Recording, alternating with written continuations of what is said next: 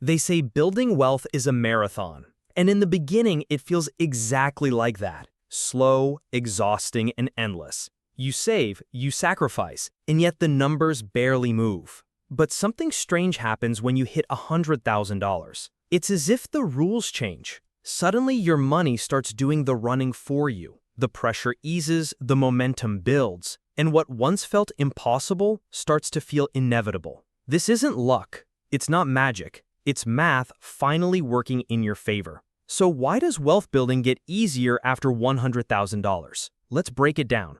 Let's start with the hardest part, the beginning. Before you reach $100,000, building wealth feels like trying to roll a giant boulder uphill. Every step is painful. Every inch of progress requires effort, and every dollar saved feels like a drop in the ocean. You work long hours, you skip vacations, you say no to dinners, gadgets, and upgrades. All to save what? A few hundred at the end of the month? That money matters. Of course it does. But emotionally, it doesn't feel like traction. It feels like standing still. That's because your money hasn't started multiplying yet. It's still passive, dormant, waiting for enough mass to come alive. Picture this. You're pushing a snowball up a steep hill. It's small, it's heavy, and every movement depends on you. That's your first $5,000, your first $10,000. At $20,000, you're still grinding. At $50,000, the burden's still on your back. Even a solid 10% return, a strong year in the market, gives you just $5,000 on a $50,000 portfolio. Enough to notice, but not enough to change anything. So what's the problem? It's not your discipline. It's not your intelligence. It's simple math. In the early stage, the engine of wealth isn't compound interest. It's you. Your income, your time, your sacrifices. You're the one carrying the snowball up the hill. And that's what makes most people quit. They look at the effort they're putting in and the slow, tiny results they're getting back, and they think, if this is what building wealth looks like, I'll never get there. But what they don't realize is that they're closer to the tipping point than they think. And once that snowball hits $100,000, the entire game changes. At some point, somewhere around $100,000, something clicks. It's not dramatic, there's no loud ding or major milestone to mark the shift, but you feel it. Suddenly your net worth doesn't just grow, it accelerates. Why? Because for the first time, your money starts working harder than you do. Instead of you carrying the snowball uphill, now the hill starts sloping downward. Instead of you pulling every dollar forward, your dollars start pulling you.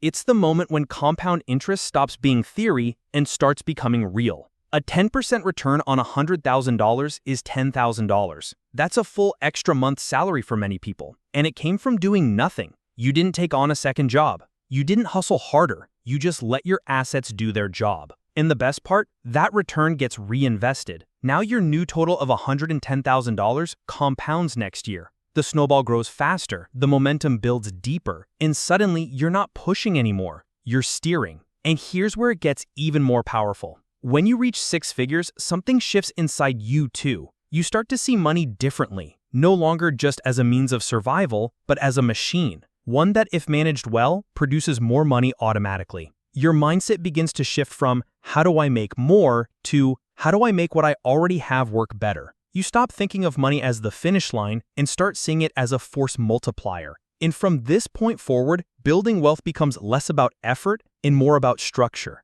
But let's make something clear. Just hitting $100,000 won't magically make life easy. It's not a golden ticket, it's not early retirement, but it is the first time the math starts working for you, not against you. And once you're there, once you've felt it, there's no going back. So how do you reach this point faster? That's where the real strategy begins. Reaching $100,000 takes more than discipline. It takes leverage. And there are three main levers that move you forward faster than effort alone ever could. They are offense, defense, and efficiency. Let's break them down. 1. Offense. Increase the flow. And this is the most obvious and most overlooked strategy. Earn more money. It sounds simple, but for many it feels out of reach. They think, I already work full-time. What else can I do? But offense doesn't always mean getting a second job. It means looking at your income like a faucet. The wider it opens, the faster your wealth fills the tank. Ask for a raise. Negotiate a better contract. Pick up freelance gigs, consulting, tutoring, even flipping furniture or reselling items online. Anything that increases the flow of dollars into your financial system. And don't underestimate skill stacking. Learning a high-value skill, coding, copywriting, digital design, project management, even on the side, can permanently upgrade your earning power because every extra dollar you earn is more fuel for your snowball. And the earlier you earn it, the more time it has to compound. But a fence alone won't get you there because even the strongest faucet is useless if the bucket is leaking. 2. Defense. Keep the flow in your pocket. Most people lose the game not because they don't earn enough, but because they can't keep what they earn. Defense is about protecting your income from unnecessary losses. It's about plugging the leaks, the subscriptions you forgot about, the lifestyle upgrades you didn't need, the impulse buys that drain your momentum. Think of your money like water flowing through a pipe. Every unnecessary expense is a crack, and every crack slows the filling of your wealth reservoir. This doesn't mean you need to live like a monk, but it does mean you should spend intentionally. Used car over new. Homebrewed coffee over daily $6 lattes. Meal prep instead of takeout 3 nights a week. Track your spending, cut the noise, keep the joy. Millionaires aren't millionaires because they spend like celebrities. They're millionaires because they spend like strategists. Defense is about creating a gap, the difference between what you earn and what you keep. That gap is the engine, and the bigger the gap, the faster the engine accelerates. But there's still one more lever, and this one changes everything. 3. Efficiency. Make your money work smarter. Efficiency is where true momentum lives. It's not just about saving, it's about where your money goes and how it grows. Because a dollar saved is good, but a dollar invested efficiently is a worker you've hired to build your future. Start with tax advantages. 401k, Roth IRA, HSA. These aren't just acronyms, they're growth accelerators. Then look at interest traps. Keeping your emergency fund in a 0.01% savings account is like parking a race car and never starting the engine. Move that money to a high-yield savings account and suddenly your money starts doing something useful. And don't forget fees. A 1% fee on a mutual fund may sound harmless, but over 30 years it can cost you 6 figures. Low-cost index funds don't just save you money, they often outperform expensive managers. Finally, automate everything. Savings, investments, transfers. Why? Because humans are emotional and systems don't forget. Efficiency is how your money stops waiting and starts building. Put these 3 levers together: offense, defense, and efficiency. And your journey to 100K shifts from a crawl to a sprint. But now comes the real question. What changes after you hit it? So what exactly changes once you cross the $100,000 mark? The answer lies in something that doesn't get enough attention: the curve.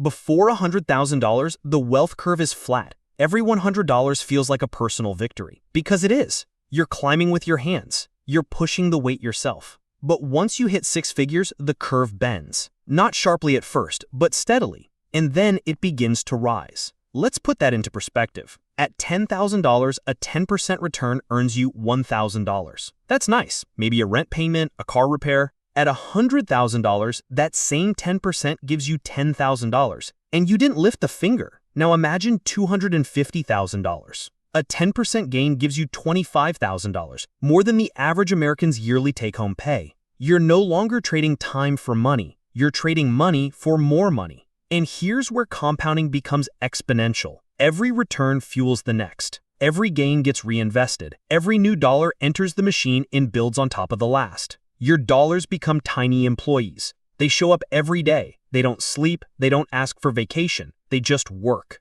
And once you have enough of them, they begin to outperform you. Now the math gets emotional because for the first time in your life, you feel something strange: relief. The pressure starts to lift. You realize, I'm not the only one carrying this anymore. That feeling when your net worth grows faster than you can contribute manually, that's when wealth building gets easier. But here's the twist. Reaching $100,000 is a milestone, but it's also a launch pad, because what happens next depends entirely on how you manage that momentum. After $100,000, the game changes, but not just in your bank account. It changes in your mind. You stop thinking in terms of struggle and start thinking in terms of systems, because before every step forward felt like a trade-off. Work longer, spend less, delay gratification. But now your job isn't to work harder, it's to design smarter.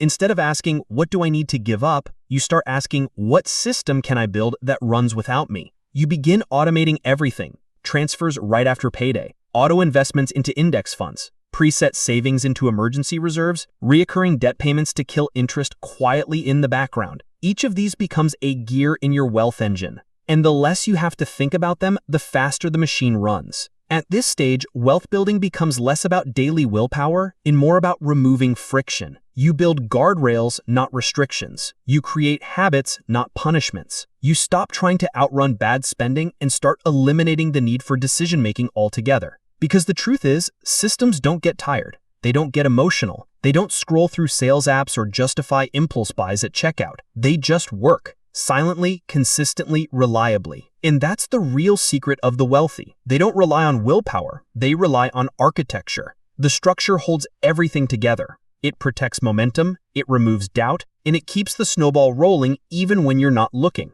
But there's another transformation happening beneath the surface. Not just how your money works, but how you think about money. Something powerful happens when you see 6 figures in your account, not just in your